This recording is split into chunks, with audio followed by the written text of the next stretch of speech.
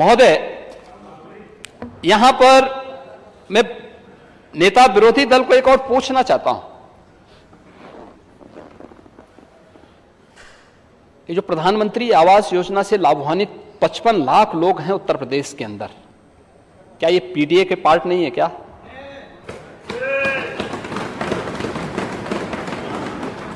पचपन लाख लोग, क्यों नहीं इन्हें आवास मिला था? इसलिए नहीं क्योंकि वो दलित थे, गरीब थे। ये 55 लाख लोगों को 2017 से लेके अब तक आवास दिलाए गए हैं। 2017 से अब तक। फिर वही कह रहे हैं ना, इंदिरा आवास में कितना पैसा मिलता था? कितना पैसा मिलता था? लोहा आवास में किसको आप देते? समाजवादी पार्टी के कैडर को। तो सच्चाई है, समाजवादी पार्टी के कैडर को, और समाजवादी पार्टी का कार्यालय तय करता था किसको आवास मिलना है। ये पहली सरकार है मोदी जी के नेतृत्व में जब प्रधानमंत्री आवास योजना घोषित हुई, और प्रधानमंत्री आवास योजना घोषित होने पर न सेंट्रल में और न राज्य उत्तर प्रदेश में तब बीजेपी की गवर्नमेंट नहीं थी, लेकिन सेक्स सूची हम लोगों ने माना। ये सर्वे जब केंद्र में कांग्रेस की यूपीए की गवर्नमेंट थी और प्रदेश में सपा की सरकार थी, सेक्स सूची आई थी, हमने उसी सेक्स सूची को स्वीकार किया और फिर हमने उसी के अनुसार मकान देने प्रारंभ किए। और महोदय 17 से लेके अब तक, 17 से अब तक, सुनिए नहीं मैं यही कह रहा हूं ना, सुनिए प्लीज, कि क्या आपने उसको पीडीए का पार्ट नहीं माना था उस समय, जिस समय लाभान्वित करना था? भारत सरकार लिखती थी इन गरीबों के लिए आवास लीजिए, ये कहते थे नहीं दलित हमारा वोट नहीं, ये लोग कहते थे, देते ही नहीं थे लोग। और परिणाम क्या है? और वह यानी लगभग केंद्र में मोदी जी के नेतृत्व में सरकार बनने के बाद लगभग 2.5 वर्ष ये लोग सरकार में रहे। योजना लागू ही भारत सरकार लिखती थी, इन्होंने नहीं दिया। और 17 में जब डबल इंजन की सरकार आई, 55,20,000 लोगों को एक आवास मिला है, जिसमें से 44,93,000 आवास अब तक बनकर के तैयार हो चुके हैं, गृह प्रवेश हो चुका है। ये लोग दलित और पिछड़ों की बात करते हैं, अल्पसंख्यकों की बात करते हैं महोदय। और यही नहीं, डबल इंजन सरकार ने एक और काम किया है।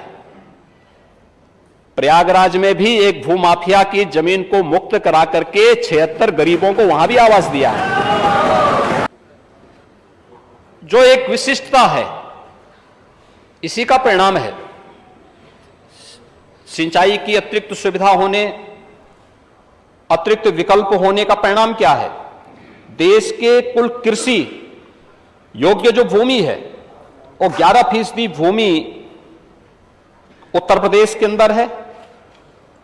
देश की आबादी का 16% आबादी उत्तर प्रदेश में निवास करती है, लेकिन देश की कुल खाद्यान्न आपूर्ति यानी खाद्यान्न का जो उत्पादन है उत्तर प्रदेश में 20% होता है। यानी 11% कृषि योग्य भूमि पर उत्तर प्रदेश का अन्नदाता किसान 20% अन्न उत्पादन करता है।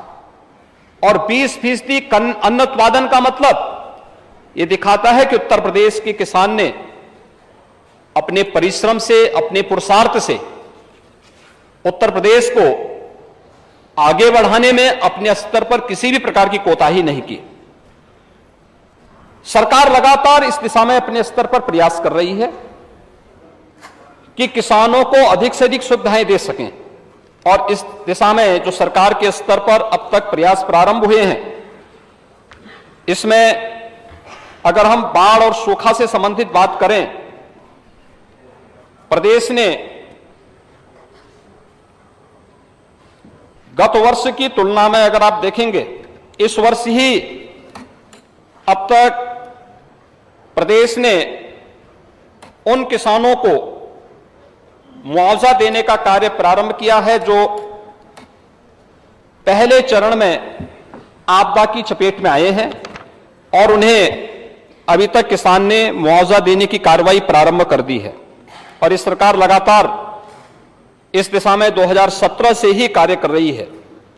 अगर हम देखेंगे 2017 में 61,320 किसानों को लगभग 60 करोड़ रुपए का मुआवजा, यानी सूखा या बाढ़ के कारण जिन किसानों को नुकसान हुआ था वो मुआवजा सरकार ने उपलब्ध करवाया था। इसी प्रकार से 2018-19 में भी प्रदेश के 3,84,113 किसानों को 212 करोड़ रुपए से अधिक का मुआवजा उपलब्ध कराया गया। इसमें ज्यादातर जो मुआवजा था वह सूखा से संबंधित था। सूखे से पीड़ित जो किसान थे उन लोगों को यह मुआवजा उपलब्ध करवाया गया। प्रदेश सरकार ने 19-20 में भी 64 करोड़ 32 लाख का मुआवजा अन्नदाता किसानों को उपलब्ध करवाया गया। ये बाढ़ के कारण जो पीड़ित किसान थे उन लोगों को 20-21 में भी प्रदेश सरकार ने 120 करोड़ का मुआवजा किसानों को उपलब्ध करवाया था। यह 3,62,600 से अधिक किसानों को बाढ़ से जिनकी फसलों को नुकसान हुआ था उन किसानों को उपलब्ध कराया। 21-22 में भी प्रदेश सरकार ने 475 करोड़ रुपए 13,94,900 से अधिक किसानों को बाढ़ के कारण और ओलावृष्टि के कारण जो उन्हें फसल को नुकसान हुआ था उसके लिए उन्हें कंपनसेशन दिया। 22-23 में भी प्रदेश सरकार ने 427 करोड़ रुपए प्रदेश के 12,14,000 से अधिक किसानों को मुआवजे के रूप में वितरित किए, जिनमें बाढ़ और ओलावृष्टि के कारण, अतिवृष्टि के कारण जिन किसानों को नुकसान हुआ था उसके लिए कंपनसेशन दिया है। और अब तक 8,400 से अधिक किसानों को प्रदेश सरकार बाढ़ के कारण जो क्षति हुई है उसका कंपनसेशन उपलब्ध करवा चुकी है। महोदय, अगर हम देखेंगे तो प्रदेश सरकार ने बाढ़ और सूखा के साथ साथ अन्य इस दिशा में अनेक कदम उठाए हैं और कैसे इनसे बचाव के उपाय किए जा सकते हैं, क्योंकि एक ही समय में इस बार हमने देखा होगा पश्चिमी उत्तर प्रदेश में बाढ़ आई, लेकिन 40 से अधिक जनपद ऐसे थे जहां पे सूखे की चपेट में प्रदेश था। काफी बड़े भूभाग में किसान बारिश के लिए इंतजार करता रहा, लेकिन बाद में बहुत सारी जगह सिंचाई विभाग ने अपने स्तर पर प्रयास किए, पावर कॉर्पोरेशन ने अतिरिक्त बिजली सप्लाई करने की कार्रवाई प्रारंभ की। इस संबंध में शासन स्तर पर बैठकों का दौर प्रारंभ हुआ। नोडल अधिकारी और प्रभारी मंत्रियों ने जनपदों के दौरे प्रारंभ किए और परिणाम धीरे धीरे करके ये प्रक्रिया आगे बढ़ती गई और आज प्रदेश सरकार ने इस दिशा में जो प्रयास प्रारंभ किए उस दिशा में जो कार्य प्रदेश सरकार ने किए, बाढ़ पीड़ितों की राहत के भी जो कार्य किए गए, जिन क्षेत्रों में बाढ़ आई पहली बार हुआ है 2017 से। मुझे याद है 2017 में जब मैं लखीमपुर खीरी के गांव में और सीतापुर में भी एक गांव में बाढ़ पीड़ितों से मिलने के लिए गया था, तो बाढ़ पीड़ितों को राहत के लिए उस समय तक सूखे ब्रेड उपलब्ध कराए जाते थे।